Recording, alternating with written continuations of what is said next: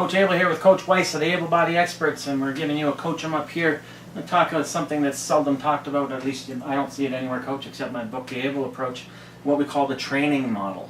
And the training model has basically 5 consistent points to it where coaches and trainers can use the training model to help determine where roadblocks lie in terms of progress for clients. So the 5 points are effort, training strategy, work capacity, recovery capacity, and internal biochemical and hormonal environment. So that's effort, training strategy, work capacity, recovery capacity, internal biochemical hormonal environment.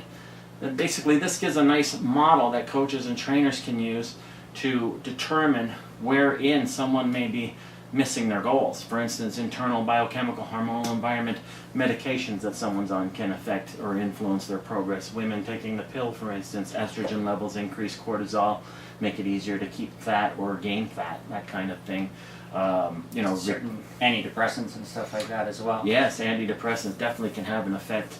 Effort. A lot of people think, an hour of cardio on the bike, they're going to lose fat and they're going to get a hard-looking physique. So they're applying effort, but it's misapplied.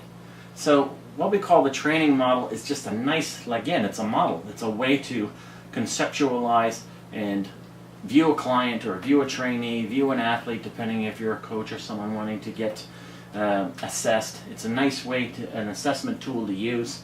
It's a 5-point model. Again, you can find out lots of detail about that in my book, The Able Approach, but it also explains again why programs need to be contextual and they need to be individually applied. Coach? Yeah, when you're taking each client, you can use the same model with each client, but it always gives you a different answer. It gives you a different result.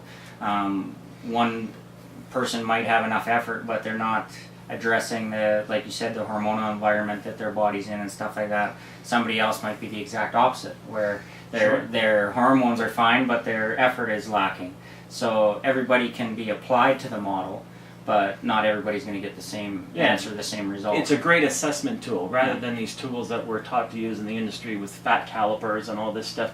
Doesn't really tell you where someone's blocks to performance lie. No. I think the example I used in the Able Approach was, for instance, recovery capacity. If someone's on a jackhammer on a construction site 10 hours a day and has 3 kids at home and he's still trying to work out and keep his body fat low, well, he's got a different recovery need than somebody who can train twice a day and have a nap in between workouts. So the training model, much more efficient to use than the tools we're led to believe. Again, people think measuring, has to do with results, where observation is much more important.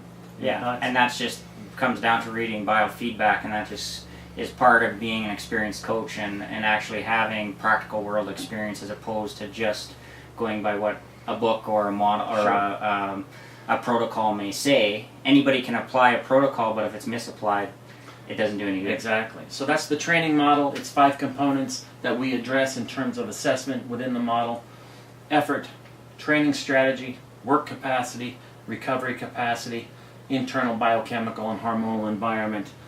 That's what expertise should be about, is proper assessment, which has less to do with measurement, more to do with observation, and this has been a Coach 'em Up on the training strategy.